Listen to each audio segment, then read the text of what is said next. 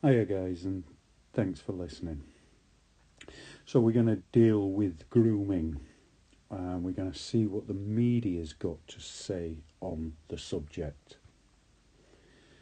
There's been 100,000 plus victims of grooming gangs in the UK. That works out to be around 12,500 victims per year on average over an 8-year period. Now, if we subtract those 12,000 victims from the reported cases of a given year, and we choose 2015 because it's in fitting with what we are doing, we end up with a figure of 28%.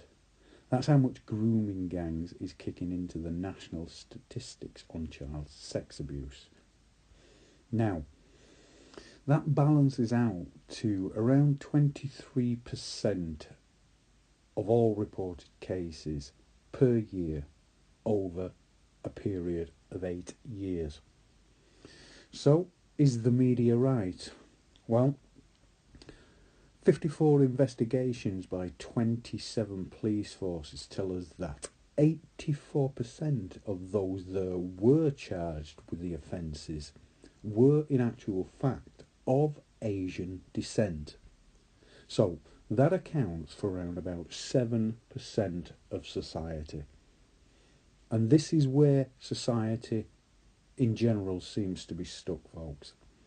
On this 7% demographic of Asians. But it gets far more specific than simply just being of Asian descent. Now, Quilliam reported in 2017, and this is a report from within the Asian community themselves.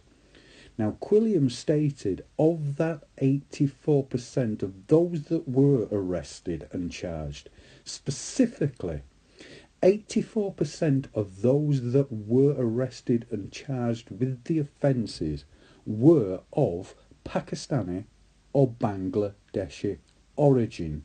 84%. Now, if we've located 84% of grooming gangs in the UK specifically to two communities, and that specifically less than 2% of society, I think we can drop the Asian tag. I think we can drop the Muslim tag. And I think we can start calling this out for what it is. Because this is, folks, this isn't about 7% of society, or 2% of society. It's not about being Muslim. It's not about being Asian.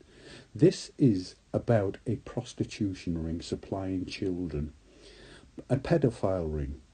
It's access to children hiding behind race and religion and votes. Probably in the region of 200 to 300 men up and down the country, or should I say men and women up and down the country. And let me be clear of that 84%, folks, because this is in no way indicative to Muslims, Asians, modern day Pakistani, Bangladeshi lifestyles. This is not indicative of it. Although those communities must shoulder some of the blame and bear some responsibilities in moving forward, that 2% is in no way indicative of the whole statistics. So, if we're looking for somebody to blame, folks, then maybe we should start here, because decades of slapstick, unfettered investigations by a calamitous police force have left this organisation very capable of power. It's very capable of seats. It's very capable of votes. It's ironic, really, isn't it? For 40 years, the police couldn't catch a cold. But there's me thinking, well, maybe you should have just given Keith Vaz a ring. And yes, I have been wondering what Sadiq Khan's got to say on the statistics.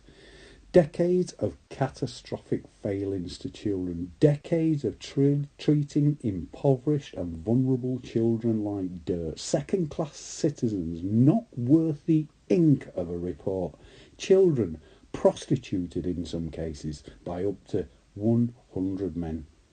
Grooming has been on the rise since the 1980s.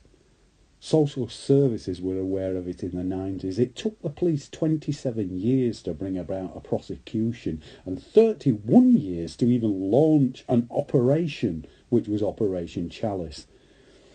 The council, again, the statutory bodies, if you're looking for somebody to blame, folks, were utterly negligent. In fact, I would propose that if the statutory bodies weren't involved, I could quite easily see those figures dropping by 2/3. 715 referrals of child sex exploitation to the council. Not even half of them was dealt with.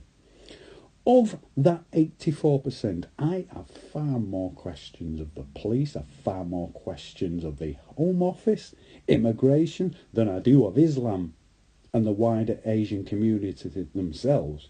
Over 100,000 victims of grooming gangs slain to the cowardice of men too frightened to uphold the law of a child in the face of racism and votes.